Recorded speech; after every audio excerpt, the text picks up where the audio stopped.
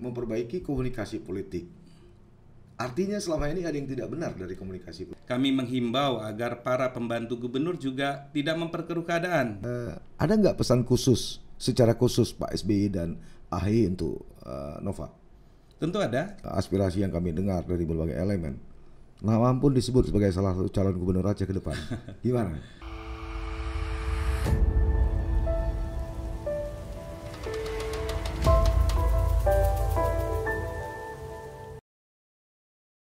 Assalamualaikum warahmatullahi wabarakatuh. Berjumpa kembali sahabat sisi lain.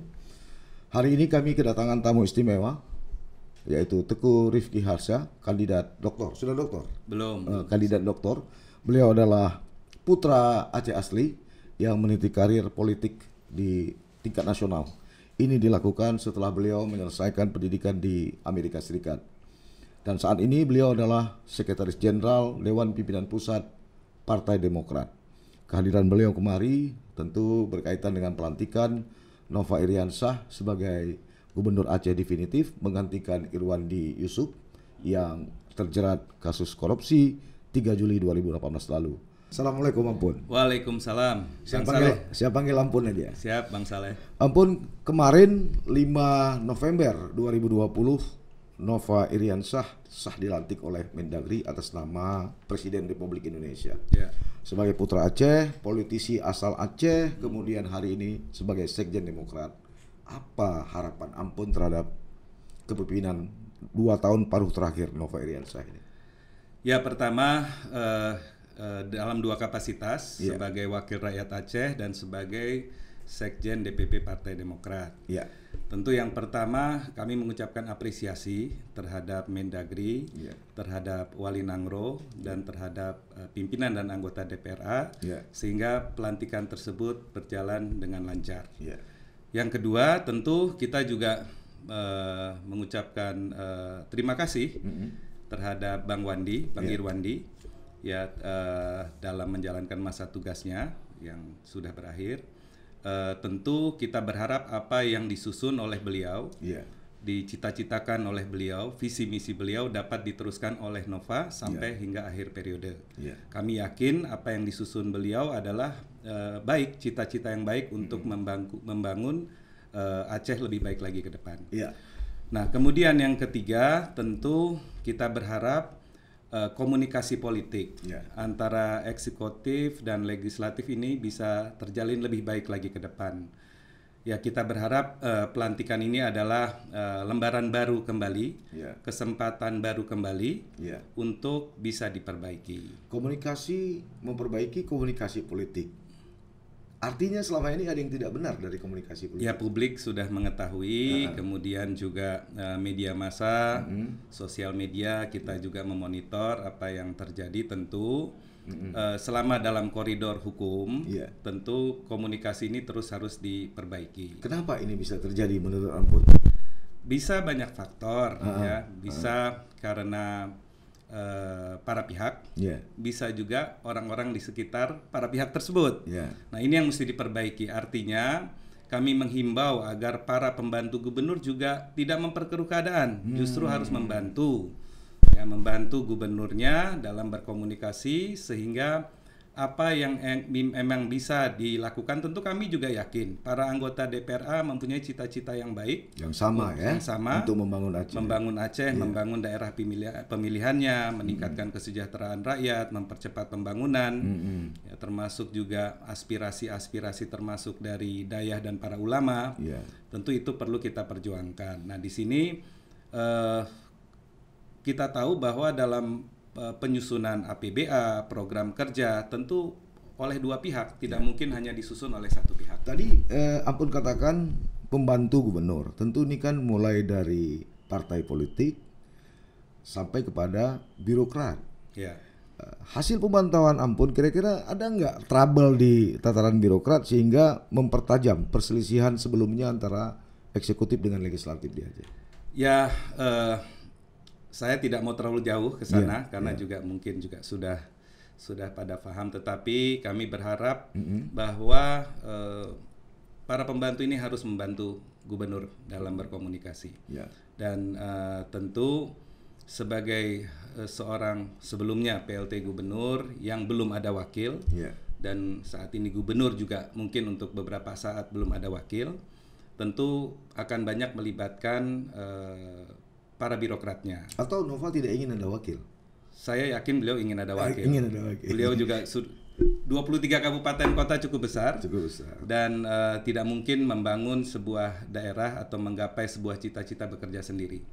Dan saya yakin, tentu juga kita berharap sebagai DPP Partai Demokrat agar partai pengusung segera memasukkan. Segera memasukkan siapa yang akan diusung, siapa yang, sehingga proses tahapan ini bisa berjalan dengan cepat. Yang kami dengar waktu juga tidak terlalu panjang. Tapi kembali dengan komunikasi politik yang baik tentu ini bisa dilakukan. Selama ini sejauh mana komunikasi politik Nova Iriansyah dengan DPP? Cukup baik. Dengan DPP Partai Demokrat cukup baik. Artinya DPP yakin ini ya dengan perubahan yang akan dilakukan oleh Nova Iriansyah. Ya, kami yakin bahwa Pak Nova juga punya niat yang baik untuk membangun Aceh, untuk berkomunikasi dengan DPRA, komunikasi dengan seluruh elemen masyarakat Aceh. Ya, tetapi tentu dengan berbagai keterbatasan, tentu tidak bisa dilakukan sendiri. Elemen masyarakat Aceh berharap pelantikan Nova Iriansyah di 2 tahun terakhir ini bagaimana mampu membangun rekonsiliasi, tidak hanya dengan Parlemen Aceh, tapi dengan semua stakeholder masyarakat Aceh. Apa harapan Ampun selama ini? Dengan membuka diri untuk berkomunikasi dengan berbagai elemen, menerima masukan, dan melihat dengan kemampuan daerah tentunya kalau kaitannya dengan pembangunan, terus kemudian juga dibicarakan dengan mitra kerja dalam hal ini DPRA, dan mencari jalan keluar bila itu ada kesulitan yang tidak mungkin dipenuhi dalam waktu dekat. Terdapat hampir 40 penasihat khusus, kemudian juga ada buzzer, kemudian membangun relasi dengan hampir semua media lokal dan nasional. Tapi persoalan selalu akan muncul di mana sebenarnya dalam segi komunikasi politik. Ampun kan ahli bidang ini. Ya tentu dalam melakukan komunikasi politik dengan segala perangkatnya itu perlu dilakukan evaluasi berkala. Apakah itu secara 3 bulan, 6 bulan, 1 tahun. Tapi kalau mengingat waktu yang tidak panjang lagi menjalankan periodisasi dari pemerintahannya, tentu harus dilakukan dalam waktu paling tidak 3-4 bulan sekali. Gitu. Apakah dengan jumlah katakanlah misalnya tenaga ahli, penasihat khusus sampai puluhan orang yang mungkin dalam segi keilmuan dan profesionalismenya masih patut dipertanyakan oleh masyarakat? Apakah ini perlu dipertahankan atau Nova perlu melakukan regulasi ulang atau restrukturisasi soal-soal ini? Ya, itu saya kembalikan ke Pak Nova sebagai user dari tim pendukungnya. Tetapi yang kalau dari kami melihat bukan jumlahnya, tapi kualitasnya, output kerjanya, kemudian istilahnya result oriented. Ya, karena di zaman yang canggih ini bukan jumlah lagi. Ya, zaman yang canggih ini lebih kepada output, output kerja terukur dan berdampak terutama untuk kebaikan masyarakat. Tapi di beberapa kasus justru orang-orang ini dalam tanda petik menjadi trouble dalam kepemimpinan Nova. Nah, itu silahkan dievaluasi. Artinya Ampun setuju gitu ya? Ya silahkan. Artinya semua yang untuk kebaikan, kita tidak boleh terpaku atau tersandera terhadap situasi. Dalam tanda petik huru-hara politik selama ini, ada nggak nasihat-nasihat khusus dari DPP untuk Nova Iriansyah? Ya, ada. Tentu kita pertama juga menghimbau, mendukung selama hal-hal yang baik, tetapi hal yang kurang baik tentu kita himbau untuk diperbaiki. Misalnya apa hal-hal yang kurang baik? Ya, terutama masalah komunikasi. Komunikasi politik. Tapi kan komunikasi ini juga ada 2 pihak, bahkan ada mungkin 3-4 pihak, gitu kan, kalau tidak secara langsung. Nah, itu yang perlu dikaji kembali, dipantau kembali, diperbaiki kembali. Apa menurut Ampun sebagai anggota DPR RI Dapil 1 Dapil 1 Aceh, persoalan pembangunan Aceh yang masih belum bisa kita selesaikan sampai hari ini? Ya banyak tentunya. Pertama, kita sebagai syariat Islam terkait dengan kualitas pendidikan daya. Artinya guru-guru kita, wali-wali kita sudah berbuat maksimal, tetapi kaitannya juga terkait dengan fasilitas dan infrastruktur, sehingga tidak kalah dengan sekolah konvensional. Ya, tentu itu salah satunya kalau dari aspek pendidikan daya. Yang kedua tentu dalam hal infrastruktur yang kaitannya juga dengan ujungnya adalah bangkitnya industri menengah di Aceh. Mungkin kita tidak bermimpi atau belum bisa bermimpi untuk mempunyai industri pabrik mobil di sini, tapi industri kecil menengah yang kita harapkan berkembang, ya sehingga lapangan pekerjaan terbuka, pendapatan meningkat, tingkat hidup meningkat, tentunya kualitas hidup juga meningkat. Soal kekhususan Aceh, ya, menurut beberapa elemen, ini mereka menyebut belum sepenuhnya berjalan di Aceh. Dan mereka juga mengatakan Forbes kurang maksimal kayaknya untuk memperjuangkan itu. Itu benar nggak pendapat masyarakat? Bisa iya, bisa tidak ya. Karena gini, tentu kami kalau ini bicara DPR RI, DPD RI, kami memang tersekat-sekat dengan komisi terkait. Nah, kami juga, saya pribadi pernah waktu itu ketika Bang Wandi atau Irwandi Yusuf baru dilantik untuk memberikan ide waktu itu, saran bahwa ingat kalau kita kembali flashback ke tahun 2004 ya, ketika menjelang penyusunan UU PA. Pemerintahan Aceh waktu itu kan juga menunjuk atau membentuk sebuah tim khusus untuk mengawal UU PA, RUU PA waktu itu. Nah, saat ini pun sebetulnya pemerintahan Aceh juga harus membentuk sebuah tim khusus untuk mengawal implementasi dari UU PA tersebut. Karena hampir setiap hari atau setiap minggu, bahkan mungkin setiap bulan, banyak sekali kebijakan-kebijakan pusat yang mungkin tanpa kita sadari mengurangi dari kewenangan yang pernah diberikan. Itu terasa ya? Ya terasa, saya rasa. Jadi, nah tentu tim inilah yang waktu itu seperti waktu RUU PA yang terus berkomunikasi dengan para DPR RI dan DPD RI asal Aceh dengan yang mereka mungkin terjebak dengan rutinitasnya di komisi masing-masing. Tetapi artinya kekompakan dari Forbes sendiri juga tanpa adanya komunikasi yang baik dengan pemerintahan Aceh, ini juga tidak maksimal kaitannya dengan pengawalan implementasi UPA. Contoh terakhir, RUU atau Undang-Undang Ciptaker. Nah, kita apakah di konsiderannya dicantumkan juga mempertimbangkan undang-undang pemerintahan Aceh? Saya yakin mungkin belum tentu ada gitu kan. Nah, terus kemudian dampaknya itu kan perlu kita kaji kembali gitu. Artinya jangan sampai kita seperti orang naik kendaraan umum, turun dari kendaraan umum baru tahu udah kecopetan kan begitu setelah perjalanan Banda Aceh Medan kan begitu. Selain ini kembali ke Aceh, selain tadi persoalan komunikasi politik yang harus diperbaiki oleh Nova pada sisa 2 tahun terakhir ini, kemudian infrastruktur. Ada nggak substansi pembangunan Aceh yang harus kita kejar menjelang dana otsus ini selesai? Oh ya tentu banyak. Yang kembali tadi salah satunya adalah infrastruktur. Infrastruktur jalan, pendidikan daya, transportasi lintas masuk ke pulau kan begitu. Kekhususan Aceh. Ya. Kemudian juga dalam hal pembangunan sektor-sektor yang dapat membuka lapangan pekerjaan, sektor pertanian, kelautan, itu yang menjadi tulang punggung kita, itu harus disuntik lagi sehingga juga bisa bersaing dengan daerah-daerah lain, terutama kaitannya terhadap cost dari produksinya sendiri.